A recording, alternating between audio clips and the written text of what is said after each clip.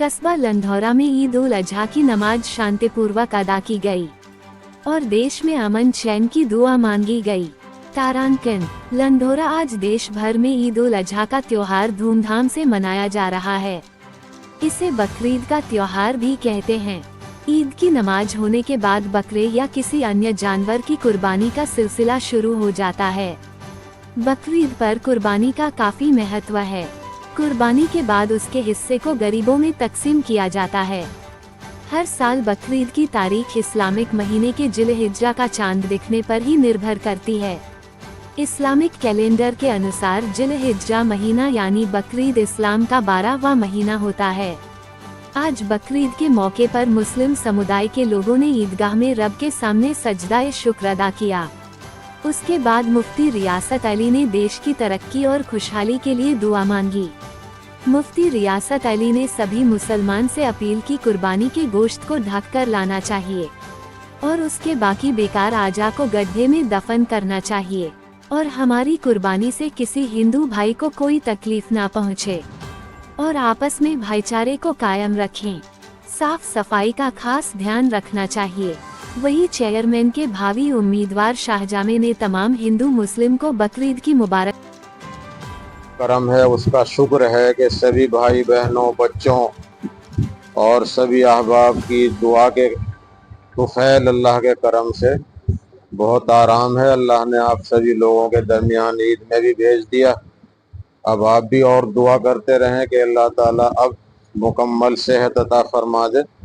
और मैं अपने सभी अहबाब का शुक्रगुजार हूँ कि सब ने मुझे याद रखा और सब ने दुआएं की हैं। आज बकरीद का त्यौहार है और ये त्यौहार भी हमें आपस में भाईचारे का पैगाम और संदेश देता है। अल्लाह की बारगाह में हाजिर होकर 2 रकात नमाज पढ़ते हैं और अमन, सलामती और शांति की दुआ करते हैं।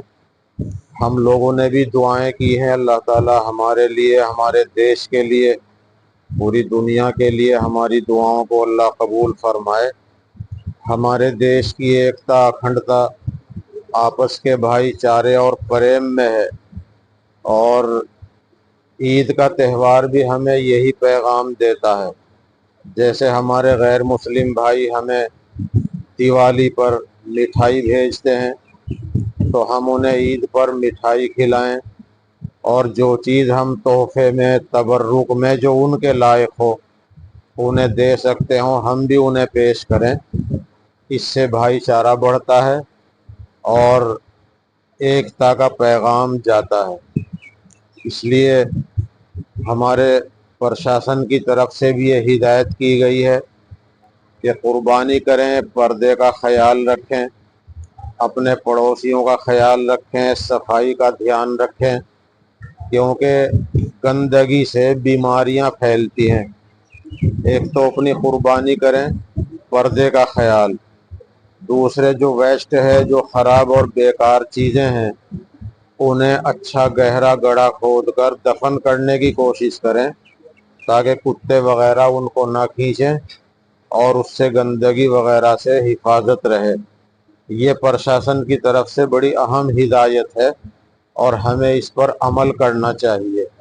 और गोश्त वगैरह ढाँक कर पर्दे में ऐसे लाना चाहिए कि हमारे किसी भी भाई को हमसे कोई तकलीफ ना हो।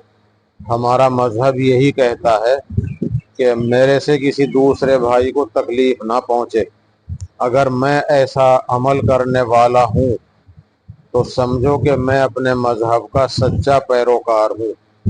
इसलिए कि रसूल पाक सल्लल्लाहु अलैहि वसल्लम ने फरमाया है, अल मोमिनु मन अमिनहुन्नास, अल मुस्लिमु मन सलिमल मुस्लिमून मिन लिसानिही व यदिही। इसका आम मतलब यही है कि हमारे से किसी भी भाई को तकलीफ ना पहुँचे। इसलिए जो प्रशासन की तरफ से हिदायतें आई हैं उन पर अमल करें। अवाम को यही कहा गया है कि जिन इलाक़ों में, जिन प्रदेश में जानवर पर पाबंदी है, कानून की खिलाफ वर्जी बिल्कुल ना करें। اپنی جان، اپنی عزت، اپنے مال کو خطرے میں ڈالنا جائز نہیں، اور امن قائم رکھنا ضروری ہے، شانتی بھنگ کرنا بھی جائز نہیں۔ اس لیے جیسے ہمارے صوبے میں بھی اور دوسرے بہت سارے صوبوں میں گائے پر پابندی ہے، اس کی نسل پر پابندی ہے، ہمارے سبھی مذہبی رہنما، دارالعلوم دیوبند، جمعیت علماء کے اکابر سب یہی ہدایت کرتے ہیں کہ جب ہماری قربانی اونٹ میں، بھینس میں، کٹڑے میں، بکرے میں، مینڈھے میں، بھیڑ میں ہو جاتی ہے تو ہم ایسا کوئی کام کیوں کریں جس سے شانتی بھنگ ہو۔ اس لیے ہدایت یہی ہے کہ ہمیں اس کا خاص خیال رکھیں۔